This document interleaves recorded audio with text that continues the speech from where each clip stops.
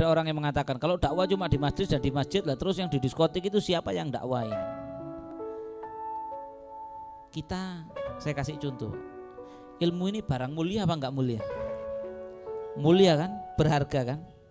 Kalau saya ibaratkan ini adalah sop buah yang enak diwadahi plastik, mau saya makan, saya akan suntek atau akan saya tuang di tempat yang apa?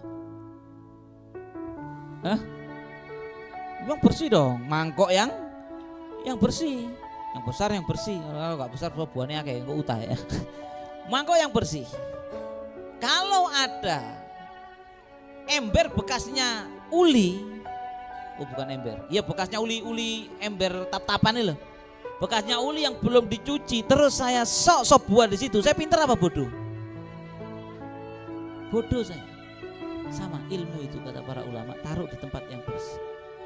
Orang yang datang ke majelis taklim kayak antum-antum ini, itu adalah orang yang bersih, niat kesini pingin nampani ilmu, taruh ilmu di situ.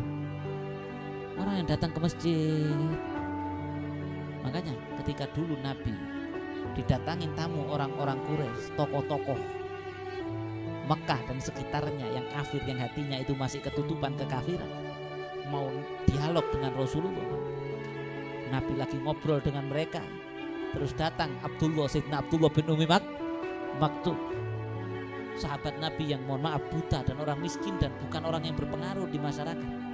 Yang Abdullah bin Umi Maktum ini kemudian masuk ke rumah Rasulullah, tanya hukum, tanya ilmu. Kemudian Nabi sedikit mengerutkan dahinya. Kok sekarang sih, kan sering ketemu. Maka Nabi kemudian lebih melanjutkan melayani tokoh-tokoh Quraisy tadi dengan harapan ini kalau masuk Islam, anak buahnya masuk Islam, apa yang dilakukan? Ditegur oleh Allah. Kata Allah, itu yang datang kepada kamu dengan hati yang bersih, ingin lebih membersihkan, dia yang layak dikasih ilmu daripada orang yang datang dengan sombong, dengan kekafirannya, dan akhirnya yang datang itu nggak dapat hidayah. Yang orang yang tamu-tamu yang lain itu nggak dapat hidayah.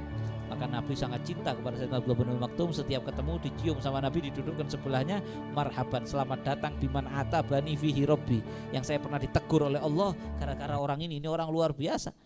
Nah, kemudian Allah berfirman, fadzakir in nafa'atidz dzikra. Kata Allah, berilah peringatan, nasihat.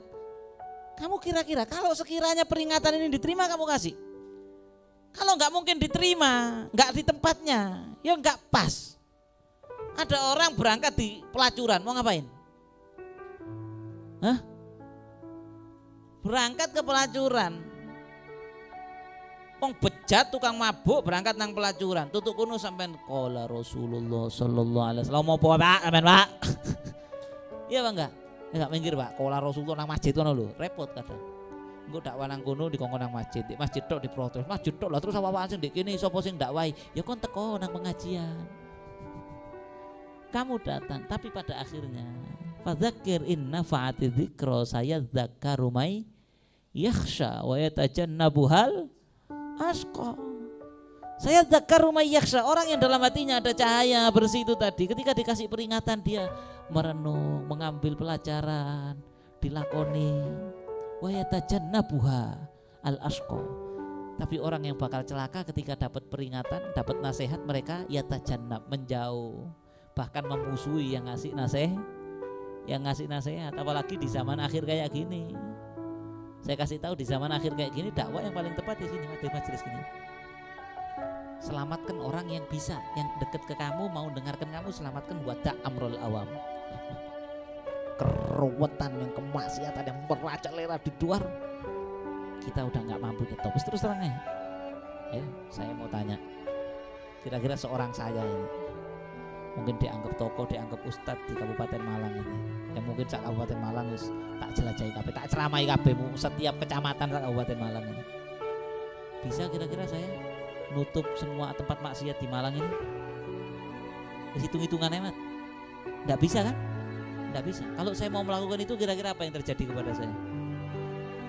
Tak pokso kalian, tak gerano, nutup semua tempat maksiat di Malang ini. Kira-kira apa yang terjadi sama saya? Maka di akhir zaman itu, kayak sekarang ini, Itu ada marhalah, ada satu fase yang mana kita kalau mau menghabiskan maksiat secara total kita hancur. Maka selamatkan yang bisa kamu selamatkan. Mesin mau merapat sama kayak kita, yang mau mendekat sama kita, kita cari hubungan sesama kita yang baik, selamatkan anak-anak kita dari kemaksiatan. Wis itu di luar. Bukan berarti kita tidak naik mungkar, kita teriak naik mungkar, tapi di sini ini sudah mewakili nih. Ya, nggak perlu kita teriak-teriak ke sana. Oi, enggak, insyaallah zaman sekarang.